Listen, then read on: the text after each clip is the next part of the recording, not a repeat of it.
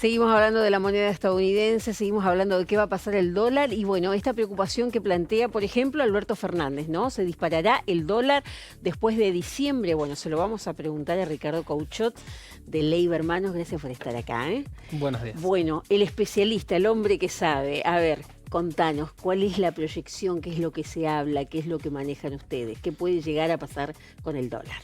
Bueno, la realidad es que en el último tiempo y puntualmente en los últimos días se vivieron jornadas bastante congestionadas en lo que a operatoria con dólar se refiere, ¿sí? Nosotros puntualmente en las operaciones como agencia de cambio vimos un aumento muy significativo de la cantidad de gente que se acerca. Pues, por supuesto que hablamos de distintos montos, ¿sí? De montos chicos a montos grandes. Siempre sabiendo que hoy en día hay un límite de $10.000 mensuales para la compra de personas humanas, ¿sí? De ahorristas. Pero es una realidad que la cantidad de gente que se acerca se ha incrementado notoriamente. O sea, la gente tiene como ese rum o esa idea de que puede llegar a pasar algo y se vuelca el dólar. Sí, sí, y la realidad es que hasta ahora la historia económica le viene dando la razón, ¿sí? El argentino se siente tranquilo teniendo sus ahorros en dólares y hasta ahora la verdad es que es difícil decirle que está equivocado. Claro. Entonces uno entiende desde esa perspectiva que cada uno quiere cuidar lo que tiene, ¿sí? Y muchas veces el dólar termina siendo el mejor camino para hacerlo. Ahora, más allá de esa sensación que puede tener la gente, y como vos decís que la historia económica, por lo menos de los últimos tiempos, no la contradice, ustedes como especialistas en el tema, ¿qué creen que puede llegar a pasar? No, nosotros vemos una realidad en la que hay mucha presión sobre el tipo de cambio. Al haberse establecido estas restricciones para compra de dólares, la realidad es que esa demanda, es decir, esa gente que quiere seguir comprando a pesar de la restricción, se canaliza a través de otros medios. Siempre hablando de la formalidad, ¿sí? Hay distintos tipos de cambio. Hoy en día vemos, de hecho, una especie de desdoblamiento cambiario. Tenemos un dólar mayorista, ¿sí? En torno a los 58 pesos con 50, 58 con 60. Un dólar minorista, que es al que accedemos las personas normalmente, en torno a los 60, 61, 62 pesos. Un dólar MEP o dólar bolsa, que es una operatoria bursátil a través de la cual se pueden comprar o vender dólares, que ya está en torno a los 73 pesos, ¿sí? Y un dólar que se llama contado con liquidación, que es con liquidación en el exterior, en torno a los 76 o 77 pesos. Para ¿sí? los que no entendemos absolutamente nada de este tipo de operaciones y de este tipo de cuestiones, ¿por qué esa brecha tan grande entre un dólar minorista, por ejemplo, y el llamado dólar MEP, que es el que habitualmente solemos dar la cotización aquí cuando damos la placa de Leiva Hermanos? Exacto.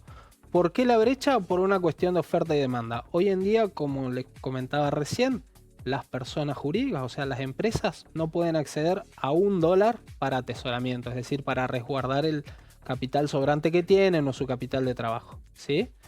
Esa demanda se puede canalizar a través del dólar MEP. Bien. ¿Sí? Al haber una oferta, es decir, gente que quiere vender restringida de ese producto que es el dólar MEP, el precio sube, ¿sí? Entonces por eso se dan este tipo de brechas, ¿sí? Y la realidad indica, a lo largo del tiempo también, es que cada vez que ha habido una especie de desdoblamiento, el dólar oficial termina acercándose a ese dólar, ¿sí? Al precio que el mercado considera como un precio más real. En la proyección que nosotros damos a diciembre, también a través de la placa de Leiva Hermanos, entre el dólar MEP y el dólar proyección a diciembre no hay tanta diferencia. No hay tanta diferencia. Hoy el dólar MEP está en torno a los 74 o Sí. 75. ¿Y la proyección es? Ya está el dólar a futuro a diciembre, que es la posición que se negocia a la de diciembre en el mercado de futuros, está en torno a los 77,50. Está más alto inclusive. Bien. ¿Sí? ¿Cuál sería el consejo, la sugerencia que ustedes le hacen al ahorrista común? No, nosotros siempre siendo muy conservadores en los consejos, como hablábamos un poco al principio y sabiendo que siempre la realidad termina dándole la razón a quien apuesta al dólar. En Argentina, sobre todo en estos procesos de recambio, digamos, político, de transición también, que siempre sería bueno que sea ordenada y consensuada en algunos puntos, realmente el consejo es estar lo más dolarizado que se pueda, ¿sí? La realidad es que hay tasas de interés altas en pesos, ¿sí? Pero una tasa del 5% mensual no sirve de mucho si el dólar sube un 10% en 2 días. O sea que ¿sí? entre un plazo fijo y comprar dólares. Sí, siempre lo más conveniente es diversificar, ¿sí? Pero bien, hoy en día y de cara a las elecciones, eso. nosotros creemos que ser conservador hoy, ¿sí?, es estar en dólares. Ser conservador también implica dejar de querer ganar, sino conservar lo que se tiene. Bien. ¿Sí? Muchas veces se deja de ganar, pero para cuidar lo que se tiene. Bien, y en relación específicamente a lo que planteaba Alberto Fernández, ¿no? Bueno, esperemos, dice, vamos a llevarle tranquilidad a los argentinos, esperemos que después de diciembre no se, no se dispare el dólar. ¿Qué variables o qué medidas debería tomar el gobierno nacional actual? Supongamos que hay un cambio de gobierno para que ese dólar no se dispare. ¿Qué puede llegar a hacer el gobierno para que ese dólar no se dispare? En la actualidad, sí, básicamente lo que está haciendo es vender reservas del Banco Central, ¿sí? En dosis no muy grandes, es cierto, pero en algunos momentos es casi el único vendedor. Entonces, hoy en día, de hecho, algo lo está sosteniendo, ¿sí?, el actual gobierno. Seguramente no sea la idea de este gobierno incrementar la cantidad de reservas a destinar para eso, para sostener el dólar.